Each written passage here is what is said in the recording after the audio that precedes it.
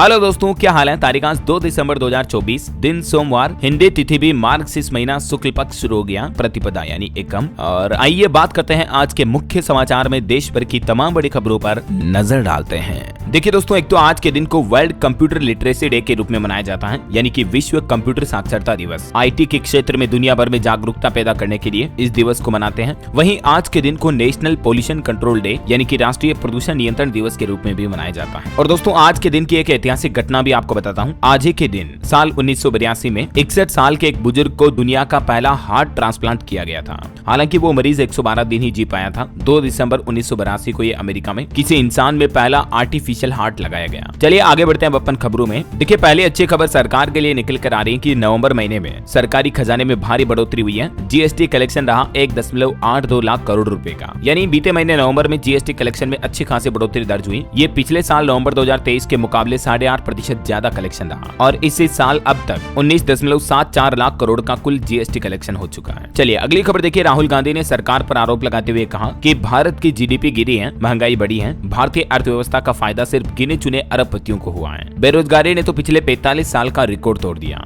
भारत की अर्थव्यवस्था को लेकर भी राहुल गांधी की तरफ से ये बयानबाजी की गई। चलिए अगला अपडेट देखिए दोस्तों। हवाई सफर करना अब आपका महंगा होगा, क्योंकि हवाई ईंधन की कीमतों में बड़ा इजाफा हुआ है और इस वजह से एयरलाइन कंपनियों की भी परेशानी बढ़ी है। तो जाहिर सी बात है, एयरलाइंस कंपनियां तो आम आदमी को ही महंगाई का ये झटका देगी और आने वाले क्रिसमस और न्यू ईयर के मौके पर आपका हवाई टिकट, हवाई किराया और महंगा हो जाएगा। वजह ये दोस्तों कि अभी दिसंबर महीने से ही एटीएफ यानी कि एविएशन टरबाइन फ्यूल की कीमतों में लगभग 13,000 प्रति किलो लीटर से भी ज्यादा की बढ़ोतरी हुई है। तो तेल कंपनियों ने जो ये रेट बढ़ाए हैं, जाहिर सी बात है इसका आम आदमी, आम उपभोक्ता पर बोझ पड़ने वाला है। तो अभी दिसंबर, जनवरी, फरवरी से ही आपके हवाई टिकट और महंगे हो सकते हैं। इसके अलावा भी दोस्तों, अभी दिसंबर से ही आम आदमी को महंगाई का एक और बड़ा झटका लगा है। एलपीजी गैस सिलेंडर की कीमतों में बढ़ोतरी हुई है। जो कॉमर्शियल एलपीजी सिलेंडर आता है ना 19 किलो वाला, उसकी कीमतों में 16.5 रुपए प्रति सिलेंडर की बढ़ोतरी हुई है और ये लगातार 5वां महीना रहा जब एलपीजी सिलेंडर की कीमतों में बढ़ोतरी देखी गई। हालांकि दोस्तों, हमारे घरों में जो 14 किलो 200 ग्राम वाला घरेलू रसोई गैस सिलेंडर आता है, उसकी कीमतों में इस बार कोई बदलाव नहीं हुआ है। लेकिन जो वाणिज्य एलपीजी कीमतों में लगातार 5वें महीने भी बढ़ोतरी हुई। उसके बाद अभी दिल्ली, मुंबई, कोलकाता, चेन्नई में कीमतें क्या चल रही हैं, जिसकी डिटेल भी आप देख सकते हैं स्क्रीन पर। बाकी जो घरेलू गैस सिलेंडर है, देश के कुछ प्रमुख शहरों में घरेलू गैस सिलेंडर के दाम क्या चल रहे हैं वो भी देख लीजिएगा आप स्क्रीन पर, है ना। और भी दोस्तों, अगर आप जानना चाहते हैं कि इस दिसंबर के महीने से ही हमारे देश में क्या महंगा क्या सस्ता हुआ, तो इसको लेकर मैंने डीएलएस न्यूज के ऊपर कल दिन में एक वीडियो डाला था अलग से। आप चाहें तो इस वीडियो को देख लीजिएगा। ओके, चलिए आगे बढ़ते हैं खबरों में। देखिए, एक रिपोर्ट सामने आ रही है कि ना होम लोन ना ऑटो लोन, बल्कि कस्टमर सबसे ज्यादा ये तरह का लोन ले रहे हैं और बैंक जाते ही घंटे भर में पैसा भी मिल जाता है। हाल ही में रिजर्व बैंक यानी कि आरबीआई द्वारा जारी रिपोर्ट के मुताबिक पिछले 7 महीनों में हमारे देश में सबसे ज्यादा डिमांड गोल्ड लोन की रही है। मतलब अभी personal loan, auto loan, business loan के बजाय भी लोग ज्यादातर गोल्ड लोन ले रहे हैं। आरबीआई द्वारा ये डेटा जारी किया गया, देख सकते हैं आप स्क्रीन पर। चलिए पॉलिटिक्स से जुड़ी कुछ बड़ी खबरें देखिए आप। आंध्र प्रदेश में वक्फ बोर्ड भंग हुआ। मुख्यमंत्री नायडू ने जगन सरकार का आदेश बदला, अब नई कमेटी का गठन किया जाएगा। आंध्र प्रदेश के मुख्यमंत्री चंद्रबाबू नायडू ने स्टेट वक्फ बोर्ड को भंग कर दिया है, जबकि इसका गठन पिछली जगन मोहन सरकार में किया गया था। लेकिन अभी गवर्नमेंट ऑफ आंध्र प्रदेश की तरफ से ये निर्देश भी जारी कर दिया, देख सकते हैं आप। आंध्र प्रदेश राज्य में वक्फ बोर्ड कैंसिल हो चुका, मतलब, है ना। इसके अलावा भी पॉलिटिकल कुछ अपडेट देखिए आप। 7 दिन बाद भी महाराष्ट्र राज्य में मुख्यमंत्री का नाम तय नहीं हो पाया है। मंत्रालय पर तनातनी चल रही है। वैसे खबर तो ये है कि महाराष्ट्र में आने वाले 5 दिसंबर को मुख्यमंत्री के शपथ ग्रहण का कार्यक्रम होगा, लेकिन अभी तक भी सीएम चेहरा तय नहीं हो पाया है। और मुख्यमंत्री के नाम को लेकर एकनाथ शिंदे भी बोले कि महाराष्ट्र का मुख्यमंत्री आज तय हो जाएगा। उन्होंने ये भी दावा किया कि महायुति में कोई मतभेद नहीं है, लेकिन गृह मंत्रालय के सवाल पर उन्होंने चुप्पी साधी है। एकनाथ शिंदे मुंबई पहुंचे और इस दौरान उन्होंने ये बयानबाजी की। वहीं इधर देखिए, दिल्ली के पूर्व मुख्यमंत्री केजरीवाल बोले कि दिल्ली विधानसभा चुनाव में वो कांग्रेस के साथ गठबंधन नहीं करेंगे, बल्कि आम आदमी पार्टी अकेले चुनाव लड़ेगी। और उन्होंने दिल्ली की खराब कानून व्यवस्था के लिए गृह मंत्री अमित शाह को भी जिम्मेदार ठहराया। चलिए प्रदूषण पर बड़ी खबर आ रही दोस्तों। दिसंबर का पहला दिन लाया बड़ी राहत दिल्ली वासियों के लिए। 1 तारीख को इतना घट गया दिल्ली में प्रदूषण। दरअसल बीते 32 दिनों बाद दिल्ली में एक्यूआई लेवल 300 के नीचे आया है, तो ये दिल्ली वासियों के लिए बड़ी राहत की बात रही। चलिए अगली खबर देखिए। आरएसएस के प्रमुख मोहन भागवत ने कहा कि हर जोड़े को कम से कम 3 बच्चे पैदा करने चाहिए। मोहन भागवत ने एक जनसभा को संबोधित करते हुए कहा कि लोग बाग 3 बच्चे पैदा करें, क्योंकि जनसंख्या में कमी बड़ी चिंता का विषय है। वृद्धि दर 2.1% से नीचे आई तो समाज ही नष्ट हो जाएगा। इसलिए उन्होंने आजकल के नवविवाहित जोड़ों को ये राय देते हुए कहा कि 2 के बजाय 3 बच्चे पैदा करें। ये संख्या इसलिए जरूरी है ताकि समाज जिंदा रह सके। चलिए बड़ी खबर देखिए। ईवीएम हैक करने का दावा करने वाले व्यक्ति पर एफआईआर दर्ज हुई। आरोपी ने कहा था कि 53 करोड़ रुपए दो, मैं महाराष्ट्र में 63 सीटों की ईवीएम को हैक कर दूंगा।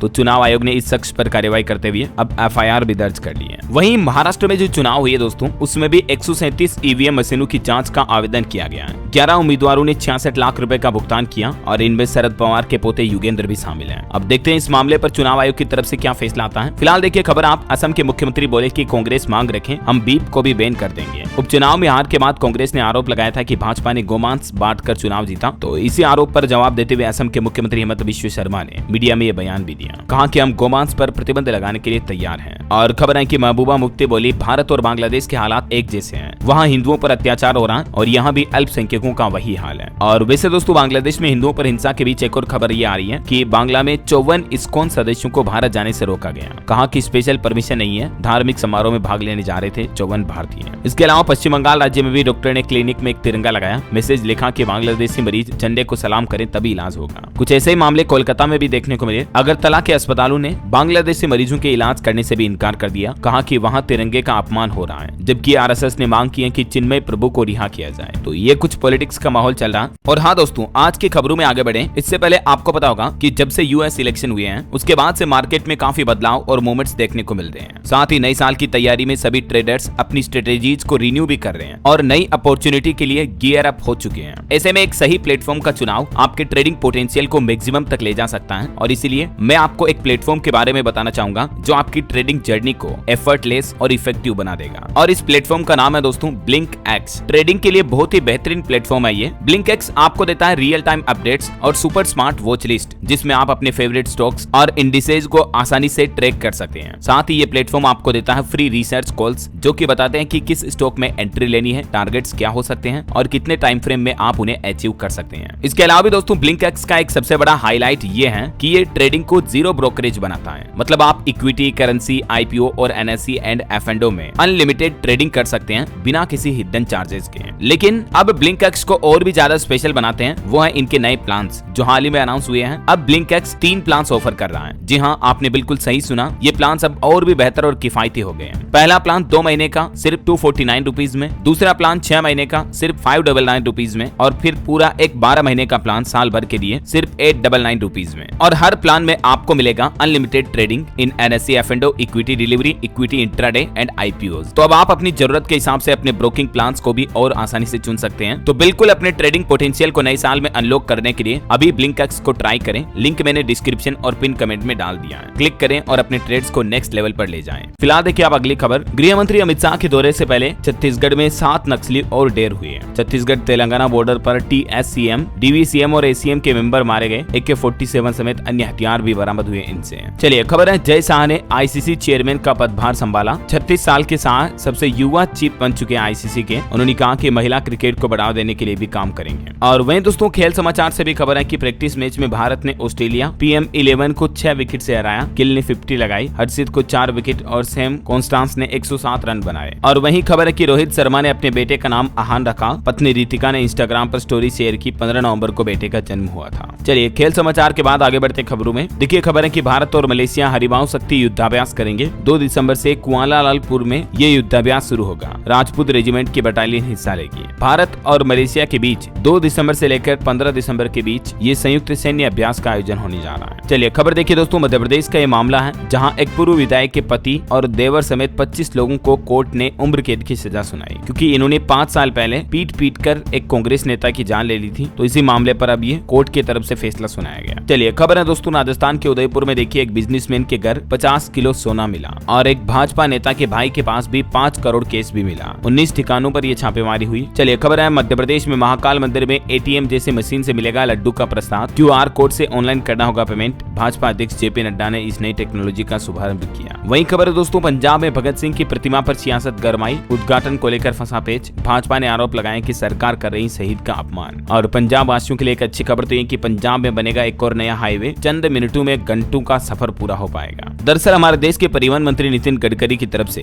खुद ये एक नए हाईवे के लिए राशि को मंजूरी दी गई। पंजाब में ग्रीनफील्ड पाठनकोट हाईवे के लिए 666 करोड़ रुपए मंजूर किए और इससे जम्मू कश्मीर जाने वाले लोगों को भी फायदा होगा। 1 घंटे का सफर 20 मिनट में तय होगा। चलिए अगली खबर है, हाईकोर्ट का एक बड़ा फैसला। कोर्ट ने गैर प्रवासियों से शादी करने वाली कश्मीरी पंडित महिलाओं के नौकरी के अधिकार को बरकरार रखा। जम्मू कश्मीर और लद्दाख हाईकोर्ट ने कहा कि ये अधिकार छीना नहीं जा सकता है। चलिए खबर देखिए, अमेरिकी राष्ट्रपति डोनाल्ड ट्रंप ने ब्रिक्स देशों को ये चेतावनी दी और कहा कि डी-डॉलराइजेशन न करें। डी-डॉलराइजेशन का मतलब भारत समेत दुनिया के 9 देशों को ट्रंप ने खुली चेतावनी देते हुए कहा कि डॉलर से व्यापार करें वरना 100% टैरिफ लगा देंगे, हम अपने अमेरिकी बाजार को बंद कर देंगे। दुनिया भर के ब्रिक्स में शामिल देशों पर टैरिफ लगाने की धमकी देते हुए डोनाल्ड ट्रंप ने कहा कि डॉलर के अलावा किसी दूसरी करेंसी में ट्रेड किया तो 100% टैरिफ लगाएंगे और इसमें भारत भी शामिल है। कहीं न कहीं डोनाल्ड ट्रंप अमेरिका के नए राष्ट्रपति बनने से पहले अपना रंग दिखाने लग गए हैं। वहीं खबर ये भी आ रही दोस्तों कि ट्रंप अपने साथी को फ्रांस में राजदूत बनाएंगे। टैक्स चोरी के मामले में जेल भी जा चुके हैं। ट्रंप ने राष्ट्रपति रहते माफी दी थी इनको। और बिहार में एक बड़ी दुर्घटना हो गई, मिट्टी में दबकर 4 बच्चों की दर्दनाक जान चली गई। खुदाई के दौरान भरभरा कर गिरा टीला। बिहार के बक्सर जिले की यह घटना है। और एक दुखद खबर देखिए कि मशहूर एक्ट्रेस का भी निधन हुआ। घर पर मृत मिली शोभिता शिवन्ना। फिल्म इंडस्ट्री में पूरा मातम सा पसर गया। हैदराबाद में ये मृत पाई गई कन्नड़ अभिनेत्री थी।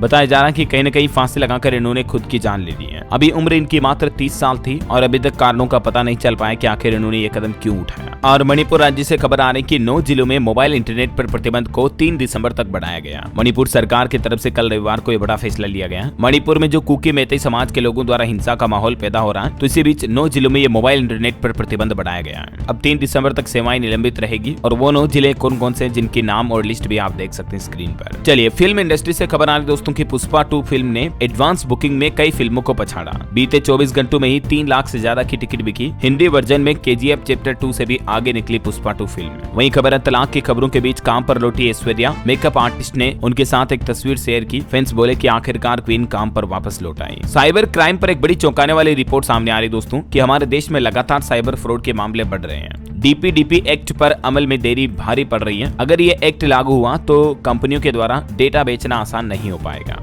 देखिए कुछ साइबर फ्रॉड से जुड़ी खबरें भी। आप मुंबई में 26 साल की एक महिला को डिजिटल अरेस्ट किया गया। मनी लॉन्ड्रिंग में पूछताछ के लिए होटल बुक कराया और 1,70,000 रुपए से भी ज्यादा वसूल लिए उस महिला से। रिपोर्ट्स के मुताबिक दोस्तों हमारे देश के 16 राज्यों में 10,000 करोड़ की ठगी हुई बीते कुछ महीनों के दौरान। सरकारी योजनाओं के नाम पर भी कई स्कीम चलाई गई। 15 साल में 4 लाख लोगों को ठगा। देखिए मतलब आए दिन जो मैंने आपको रिपोर्ट्स बताई है कि साइबर क्राइम से जुड़े मामले कितने बढ़ने लगे। राजस्थान का भी एक मामला देखिए आप, मोबाइल ऐप में दिखाते थे डबल मुनाफा, असल में लूट लिए करोड़ों रुपए। शेयर मार्केट में निवेश के नाम पर हाई प्रोफाइल लोगों से ठगी की गई, जिसमें कई डॉक्टर और बिजनेसमैन भी उनके झांसे में आ गए। तो सावधान रहे दोस्तों, सतर्क रहें, हमेशा इस तरह के ठग जालसाजों से बचकर रहें, है ना। चलिए अगली खबर देखिए। सुप्रीम कोर्ट के पूर्व जज को लेकर राउत ने कहा कि देश में आग लगाकर रिटायर हुए हैं जस्टिस चंद्रचूड़। जयराम रमेश बोले कि पूर्व CJI ने मंदिर मस्जिद विवादों को बढ़ावा दिया। वहीं खबर है आज सोमवार को फिर दिल्ली कूच करेंगे किसान भाई लोग, बॉर्डर पर लगेगा जाम, ट्रैफिक एडवाइजरी भी जारी हुई। खबर है दोस्तों कि आज 2 दिसंबर को दिल्ली कूच की तैयारी में है किसान भाई लोग। अपनी कुछ प्रमुख मांगों को लेकर दिल्ली कूच का ऐलान किया किसानों ने और उसके बाद प्रशासन की तरफ से ट्रैफिक एडवाइजरी भी जारी की गई है। आप भी दिल्ली में गाड़ी लेकर आते जाते दौरान सावधान रहें। किसान नेताओं के अभी क्या आप कुछ प्रमुख मांगे हैं, जिसकी जानकारी भी आप देख सकते हैं स्क्रीन पर कि आखिर आज किसान भाई लोग दिल्ली कूच क्यों कर रहे हैं। वैसे आपको पता होगा हाल ही में किसानों ने यह भी घोषणा की है कि 6 दिसंबर को पंजाब हरियाणा के किसान भी दिल्ली कूच करेंगे। अभी तो सिर्फ दिल्ली के ही और आसपास के किसानों ने ही ये फैसला लिया है। दिल्ली कूच का ऐलान के साथ ही महामाया के आसपास के ट्रैफिक डायवर्जन हुए। आज 12 बजे से जुटेंगे आंदोलनकारी। कई रास्तों से आपको बचना चाहिए, है ना। बहरहाल अभी तो कुछ और महत्वपूर्ण और काम की खबरें देखेंगे दोस्तों अपन, लेकिन फिलहाल वक्त तो चला है आज के ताजा मौसम समाचार जानने का।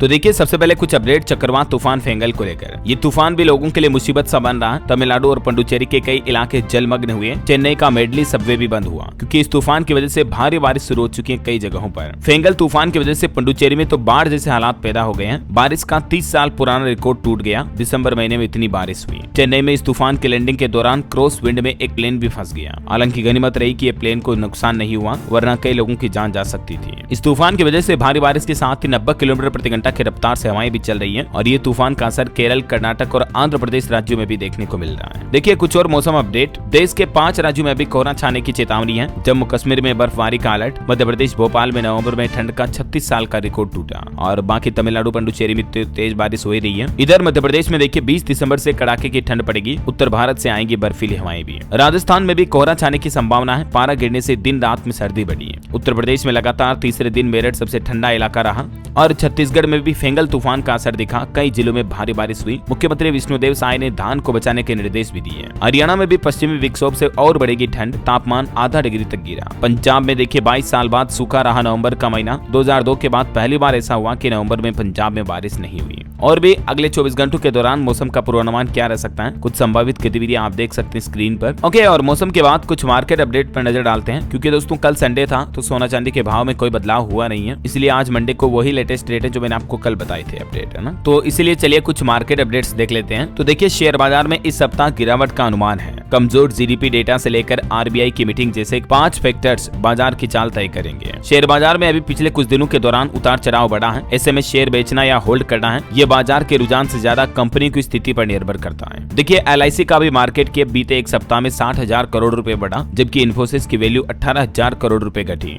पिछले सप्ताह 685 अंक तक सेंसेक्स भी लूट का। वहीं खबर है कि भारतीय रिजर्व बैंक आरबीआई भी महंगे कर्ज से दिसंबर में राहत देने की संभावना दिख रही है, क्योंकि जीडीपी वृद्धि दर में गिरावट से आरबीआई पर भी दबाव बढ़ा है। चलिए अगला अपडेट देखिए। भारतीय अंतरिक्ष एजेंसी इसरो सूर्य के रहस्यों से पर्दा उठाने के लिए दुनिया के कई देशों के साथ मिलकर काम कर रहा है। इसरो भी इसमें अहम भूमिका निभाएगा। 4 दिसंबर को पीएसएलवी से इसकी लॉन्चिंग भी होगी। प्रोबा 3 मिशन में लॉन्च सैटेलाइट कृत्रिम सूर्य ग्रहण की स्थितियां बताएंगे, ताकि सूर्य की बाहरी परत यानी कोरोना का अध्ययन किया जा सके। और ये प्रोबा 3 मिशन की लॉन्चिंग में इसरो भी काफी अहम रोल निभाएगा, है ना। और एक बड़ी चिंताजनक रिपोर्ट आने की, भोजन पानी में खतरनाक रसायन दे रहे हैं कैंसर जैसी बीमारियां। प्रदूषण लोगों की सेहत के लिए भी बड़ी समस्या बन रहा है। खबर है जम्मू कश्मीर में भी प्रधानमंत्री ग्राम सड़क योजना के तहत ग्रामीण विकास को बढ़ावा दिया जाएगा। 3429 परियोजनाएं भी अब तक पूरी हुई, सरकार ने यह आंकड़ा जारी किया। वहीं देखिए ऑटो कंपनियों ने जारी किए सेल्स के रिजल्ट, किस कंपनी ने कितनी गाड़ियां बेची, तो ये कुछ अलग अलग कंपनियों के डेटा भी आप देख सकते हैं। मारुति, टाटा मोटर्स और हुंडई मोटर इंडिया के डेटा भी, इसके साथ ही टीवीएस मोटर के भी आंकड़े आप देख सकते हैं। चलिए खबर है उत्तर प्रदेश में बिजली बिल के लिए प्रदेश सरकार ने एक मुफ्त समाधान योजना लागू की। 31 जनवरी 2025 तक उपभोक्ताओं को इसका लाभ मिलेगा। अगर आप भी यूपी में रहते हैं, आपका बिजली बिल बकाया है, तो 15 दिसंबर के बाद आप एक मुफ्त योजना के तहत बिना किसी सरचार्ज पेनल्टी के पूरा बिजली बिल जमा करा सकते हैं ना। और वहीं खबर है कि उत्तर प्रदेश में अब 75 नहीं बल्कि 76 जिले होंगे, क्योंकि महाकुंभ मेला एक नया जनपद बन चुका है। प्रयागराज महाकुंभ को देखते हुए यूपी सरकार ने 76वें जिले का यह गठन किया है। 4 तहसीलों वाले इस जिले के लिए अलग से डीएम, एसडीएम और तहसीलदार होंगे, और इसी प्रकार में इस जिले की एक पूरी पुलिस व्यवस्था भी अलग से होगी। ये व्यवस्था हर बार महाकुंभ के समय की जाती है, और इस बार भी ये अलग डिस्ट्रिक्ट की तरह यूपी में महाव्यवस्था की गई है ना। वहीं खबर है दोस्तों उत्तर प्रदेश अयोध्या के राम मंदिर में दर्शन का समय भी बदल चुका है, और इसके अलावा एक नया नियम ये लागू हुआ कि अब सभी को दर्शन करने के साथ ही एक नया कार्ड भी रखना होगा। मतलब दोस्तों अगर आप भी राम मंदिर दर्शन के लिए पास बनवा कर जाना चाहते हैं, तो फिर आपको इसके लिए आधार कार्ड अनिवार्य रूप से अपने पास रखना होगा। चलिए खबर है प्लास्टिक प्रदूषण संधि पर सहमत होने में 175 देश विफल हुए। अगले साल दोबारा गठित होगी यह समिति, साउथ कोरिया में इसका आयोजन हुआ। चलिए अगली खबर देखिए। देश में कोयला उत्पादन नवंबर महीने में 9,06,20,000 टन तक पहुंचा। वहीं प्रधानमंत्री नरेंद्र मोदी ने कृत्रिम मेदा जैसे खतरों से उत्पन्न चुनौतियों को अवसर में बदलने का भी आह्वान किया। अपने एक संबोधन के दौरान उन्होंने साइबर अपराध वगैरह पर भी चर्चा की।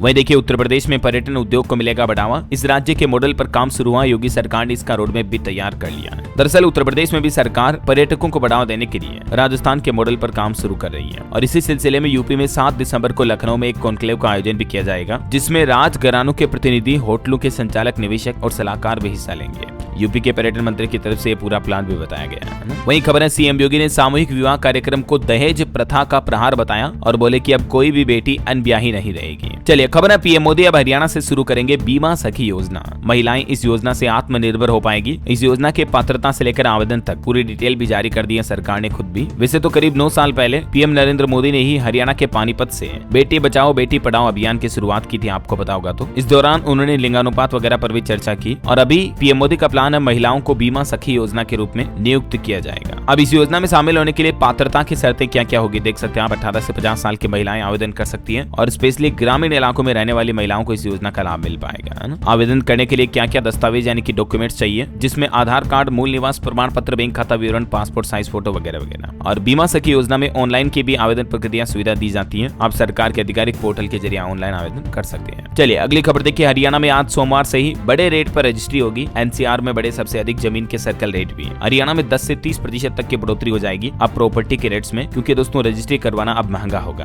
आज से ही नई सर्कल रेट लागू होने जा रहे हैं। वही खबर है राजस्थान के भी सरकारी कर्मचारियों को नए साल से पहले एक बड़ा तोहफा मिलेगा। भजन लाल सरकार की तरफ से ऐतिहासिक कदम उठाते हुए राज्य में 7वें वित्त राज्य आयोग के गठन को लेकर भी बड़ी जानकारी दी है। उन्होंने कहा कि अगले साल 2025 से ही सरकारी कर्मचारियों को ये अलग से राज्य वित्त आयोग का लाभ मिल पाएगा, जिसके चलते सरकारी कर्मचारियों की सैलरी, तनख्वाह वगैरह भी बढ़ पाएगी। वहीं एक रिपोर्ट सामने आ रही दोस्तों की राजस्थान की 7,463 ग्राम पंचायतों में होंगे सरपंच के चुनाव। अब गाँव में दिखेगा चुनावी रंग। जल्द ही जनवरी-फरवरी 2025 में राजस्थान राज्य के गाँव में ग्राम पंचायत चुनाव का आयोजन होगा। चलिए खबर है, छत्तीसगढ़ में 3 एयरपोर्ट के लिए 23 करोड़ 64 लाख रुपए की धनराशि मंजूर हुई। बनेगी प्लेन की पार्किंग, बिलासपुर में नाइट लैंडिंग और जगदलपुर में एयर स्ट्रिप का होगा काम। कुछ और स्टेट न्यूज अपडेट देखते हैं दोस्तों फटाफट से। देखिए पीएम मोदी 9 दिन में 2 बार जयपुर आएंगे राजस्थान में। 17 दिसंबर को पीकेसी ERCP का शिलान्यास करेंगे। 21 जिलों को पीने और सिंचाई का पानी मिलेगा राजस्थान में। और खबर है कि जयपुर में सफाई कर्मचारियों की भर्ती स्थगित हुई। मांगों पर सहमति के बाद हड़ताल खत्म हुई। प्रदेश भर के लिए 7 दिसंबर को निकलेगी लॉटरी। और खबर है दोस्तों मध्य प्रदेश का 8वां टाइगर रिजर्व होगा माधव नेशनल पार्क। केंद्र सरकार ने भी मंजूरी दे दी है। एक नर और एक मादा बाघिन भी छोड़ी जाएगी यहाँ पर। करंट अफेयर्स के हिसाब से इंपोर्टेंट अपडेट है, ध्यान रखिएगा। यहाँ 2 टाइगर आएंगे। और वही खबर है कि छत्तीसगढ़ में महिलाओं को 25,000 रुपए देगी सरकार। महतारी वंदन योजना से जुड़ी एक और योजना भी लॉन्च हुई। इस योजना का फायदा कैसे मिल पाएगा, तो छत्तीसगढ़ के वित्त मंत्री चौधरी की तरफ से इस योजना के बाबत जानकारी भी दी गई। वही खबर है छत्तीसगढ़ में राइस मिलर्स की मांगे मानेगी विष्णुदेव साय सरकार। धान के उठाव और मिलिंग के लिए सहमति बनी। मुख्यमंत्री ने दिया बकाया पेमेंट जल्द जारी करने का आश्वासन भी। और छत्तीसगढ़ में बोर्ड परीक्षा पर खबर है कि जनवरी में होंगे प्रैक्टिकल एग्जाम। गैर मौजूद रहने वाले छात्रों को दोबारा मौका नहीं मिलेगा। 10 से 31 जनवरी के बीच होगी परीक्षाएं। वही खबर है छत्तीसगढ़ राज्य के लिए केंद्र सरकार द्वारा भी 240 इलेक्ट्रिक बसों को मंजूरी दी गई। 4 शहरों में ई बसों के लिए डिपो और चार्जिंग सुविधा के लिए भी 67 करोड़ रुपए मंजूर हुए हैं। और खबर है दोस्तों पंजाब निकाय चुनाव की तारीखों का इलेक्शन कमीशन करेगा फैसला। आम आदमी पार्टी प्रधान बोले कि पार्टी इलेक्शन के लिए तैयार है। और खबर है दोस्तों की पंजाब में बिना NOC होगी भवनों की रजिस्ट्री। 500 गज के प्लॉट भी बेच सकेंगे। प्रॉपर्टी एडवाइजर बोले कि सरकार का इससे राजस्व बढ़ेगा। पंजाब सरकार की तरफ से 500 गज तक के प्लॉट को लेकर ये रजिस्ट्रेशन पर फैसला लिया गया, ठीक है ना। इसके अलावा खबर है जल्द ही चंडीगढ़ भी आएंगे प्रधानमंत्री नरेंद्र मोदी। ट्रैफिक पुलिस ने रूट डाइवर्ट वगैरह भी किया। बताया जा रहा है कि 2 और 3 दिसंबर को यातायात प्रभावित रहेगा। पीएम मोदी का दौरा हो सकता है चंडीगढ़ में, है ना। और खबर है हिमाचल प्रदेश के मुख्यमंत्री सुखविंदर सिंह सुक्खू ने राधा स्वामी हॉस्पिटल मुद्दे पर बैठक की। लैंड सीलिंग एक्ट 1972 में संशोधन करेगी अब सरकार। ओके, और चलिए दोस्तों कुछ एजुकेशनल अपडेट्स देखिए आप। सरकारी नौकरियों पर खबर है बिहार में स्टेट हेल्थ सोसाइटी में 2619 पदों पर भर्ती के लिए आवेदन शुरू हो चुके हैं। 40 साल तक के उम्मीदवार अप्लाई कर सकते हैं। मतलब कल 1 दिसंबर से आवेदन शुरू हुए, 21 दिसंबर इसकी लास्ट डेट रहेगी। ओके, और इसके अलावा भी इस सप्ताह की टॉप कुछ जॉब्स वैकेंसी देखिए आप। रेलवे में 1785 वैकेंसी निकली। कुल 11,000 से भी ज्यादा नौकरियां निकली हुई हैं इस सप्ताह। यूपी SSC में 2702 पदों पर वैकेंसी है। 22 जनवरी 2024 लास्ट डेट होगी इसकी। 23 दिसंबर से शुरू होंगे एग्जाम, मतलब फॉर्म भरना। और बिहार स्टेट हेल्थ सोसाइटी में भी 2619 पदों पर भर्ती है, तो मैंने आपको बता दिया। इसके अलावा रेलवे में 1785 पदों पर भर्ती निकली हुई है, जिसमें आवेदन करने की आखिरी तारीख होगी 27 दिसंबर 2024। इसके अलावा UPSC नर्सिंग ऑफिसर की भर्ती निकली, इसमें भी 8 दिसंबर 2024 लास्ट डेट होगी। राजस्थान में जूनियर इंजीनियर की भर्ती निकली है। 1111 पदों पर कुल भर्ती होगी मतलब, और इसकी लास्ट डेट 27 दिसंबर रहेगी। MPESB में 883 पदों पर भर्ती 10 दिसंबर लास्ट डेट। ओके, तो ये कुछ इस सप्ताह की गवर्नमेंट जॉब्स हो गई दोस्तों। ओके, और चलिए कुछ अंतर्राष्ट्रीय न्यूज अपडेट देखते हैं। देखिए सीरिया में विद्रोहियों ने 4 दिन में कब्जाया अलेप्पो शहर। सेना भी यहाँ से भाग चुकी है। लोगों को घरों में रहने के आदेश जारी हुए हैं। रूसी हमले में 300 लोगों की जान जाने की भी खबर है। वहीं इधर हमारे पड़ोसी देश पाकिस्तान में पूर्व PM इमरान खान 9 मई की हिंसा में दोषी करार साबित हुए, जबकि पूर्व PM के लिए सैन्य दफ्तरों में भी घुस गए थे समर्थक। आग वगैरह भी लगा दी थी, लेकिन अब कोर्ट का यह फैसला आया है। और खबर है अमेरिकी विश्वविद्यालयों ने दुनिया भर में स्टूडेंट्स के लिए ट्रेवल एडवाइजरी जारी की और कहा कि ट्रंप के शपथ लेने से पहले वापस लौटें। वीजा प्रक्रियाओं पर भी असर पड़ सकता है। वही दोस्तों इस महीने काफी ज्यादा त्योहार वगैरह भी आने वाले हैं। 6 दिसंबर को विवाह पंचमी रहेगी। 11 दिसंबर को गीता जयंती और 15 दिसंबर को मनेगी धनु संक्रांति। और भी ये कुछ अलग अलग फेस्टिवल के डेट्स आप स्क्रीन पर देख सकते हैं। और इस महीने दिसंबर के इवेंट कैलेंडर पर भी नजर डालें तो विवाह पंचमी से लेकर क्रिसमस के त्योहार तक, मानवाधिकार दिवस से 2024 की विदाई तक 2 दिसंबर में काफी इंपोर्टेंट तारीखें होंगी, जिनके कुछ डेटा आप देख सकते हैं। ओके, और अंत में आज के राशिफल पर नजर डालें दोस्तों तो देखिए मिथुन राशि वालों की इनकम के नए सोर्स बनेंगे और धनु राशि के नौकरी पेशा लोगों को प्रमोशन भी मिल सकता है। वहीं कर्क राशि वालों को भी कैरियर में तरक्की और कुंभ राशि वालों को भी सफलता मिलने की भरपूर संभावना है। कुल मिलाकर ये जो दिसंबर का पहला सप्ताह है ना, ये 5 राशियों के लिए बहुत ही शुभ रहने वाला है। धनु वृश्चिक राशि वालों का भी भाग्योदय होने का समय है। और ये जो साल का अंतिम महीना है, ये 9 राशियों के लिए बड़ा फायदेमंद रहेगा। कन्या राशि वालों की इनकम बढ़ सकती है, तो कुंभ राशि के लोगों को नौकरी के नए मौके भी मिलेंगे। ओके, और हाँ दोस्तों, आप मुझे कमेंट करके बताइए कि हाल ही में दुनिया की सबसे बड़ी सोने की खदान किस देश में मिली थी। कमेंट करके लिखना। आपको सही जवाब देने वाले लोगों को रैंडमली सेलेक्ट होने पर DLS न्यूज टीम की तरफ से एक शानदार सरप्राइज गिफ्ट जीतने का मौका मिलेगा। और इसी के साथ ही अगर आपको वीडियो अच्छा लगा तो इसे लाइक करना, शेयर भी करना। DLS न्यूज चैनल को सब्सक्राइब करके बेल आइकन जरूर दबा देना, रोजाना ऐसी इन्फॉर्मेटिव काम की खबरें देखते रहने के लिए। ओके, ख्याल रखिएगा अपने आप का, अपने परिवार का। मिलेंगे अगले नेक्स्ट अपडेट अपडेट में, तब तक के लिए जय हिंद, जय भारत, वंदे मातरम।